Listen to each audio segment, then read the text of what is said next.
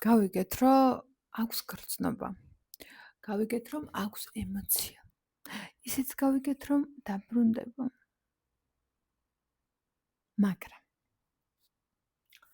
აი ამ დაბრუნებამდე, აი ამ ფონამდე რა გეგმა აქვს შენთან, შენ შეფიქრებულ ადამიანს და შენ სტორიუზე თუ არის ეს ვიდეო შენთვის არის.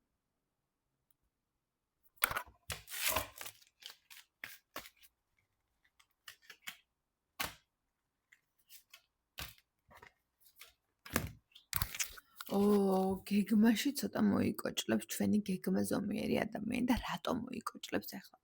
იმიტომ მოიკოჭლებს, რომ ადამიანს ფიზიკურად და ფაქტობრივად არ აქვს იმის რესურსი, რომ რაღაცა კონკრეტული გეგმა მოჩმახოს.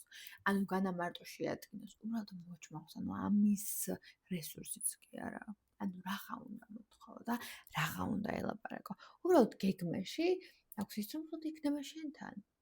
ანუ იცი რა იქნება შენთან რა, აი როგორც არ უნდა იყოს, როგორ სიტუაციაში არ უნდა იყოთ, იქნება. აი ესაა გეგმაში, რომ ყველა ვარიანტში მე უნდა ვიყო მაგ ადამიანთან, ანუ შენზე ფიქრობს, მაგრამ ის რომ ამაში გეგმაში რაღაცა კონკრეტული ვალიდაცია, ვალდებულება, პრივილეგია და პასუხისმგებლობა არა, ანუ არაფერი მსგავსი არ გაქვს. უბრალოდ ერთადერთი არის გეგმა, რომ ეს რა მოვა რა.